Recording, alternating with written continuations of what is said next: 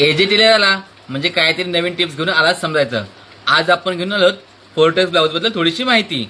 आता फोर्टेक्स ब्लाऊज हा बघा, ही मागची बाजू छाती 40 आहे, उंची 15 आहे. त्यामध्ये मी उंचीमध्ये 1 इंच मिळवलाय. शोल्डर 6चे टाकले, मुंडा सुद्धा 6चा टाकलाय, गला रुंदी 8 इंच टाकली आणि आपला जेवढा हवा तेवढा गला घ्यायचा. इथून टक्स टाकलाय मी, इथून 5 इंच घेतलाय आणि वरती 5 इंच अशा प्रकारे टक्स टाकलाय. दोन्ही बाजूला अर्धा अर्धा सोडलाय. अशा प्रकारे आपली मागची बाजू तयार झालेली आहे. त्यानंतर आपण समोरची बाजू ही मागच्या उंचीपेक्षा 1 इंच जास्त घ्यायची.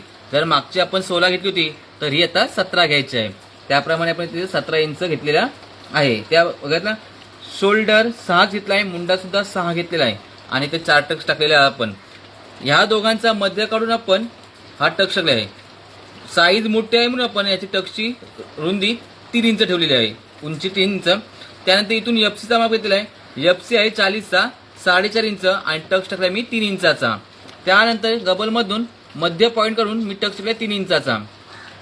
चौथा टक्स इथून 1.5 इंच वरती जायचा आणि इथून 5 इंच इकडे यायचा. अशा प्रकारे आपले 4 टक्स टाकून घ्यायचे. त्यानंतर खाली योगपट्टी, मी जी योगपट्टी असते आपली ती 3.5-3 इंचाची ठेवलेली आहे. त्याचा आकार अशा प्रकारे असतो. ही माझी पद्धत. आणि आपले हात उंची 6 आहे, त्यामुळे मी याच्यामध्ये उंचीमध्ये 2 इंच मिळेल असे 8 इंचाचे हात काढले आणि रुंदी आहे त्याची 10 इंच, 10.5 इंच. अशा प्रकारे आपला फोर्टेक्स ब्लाऊज बद्दल मी तुम्हाला बहुतांश व्हिडिओमध्ये सगळं सांगितलेलं आहे. तुम्हाला जर फोर्टेक्स ब्लाऊज शिवायचा असेल तर अशा प्रकारे कटिंग करा आणि फोर्टेक्स ब्लाऊज शिवा. ब्लाऊज शिवल्यानंतर कसा ब्लाऊज झाला ते मला नक्की सांगा. त्याबद्दल तुम्ही आता लाईक करा, फॉलो करा, कमेंट करा, सबस्क्राईब करा आणि शेअर सुद्धा करा.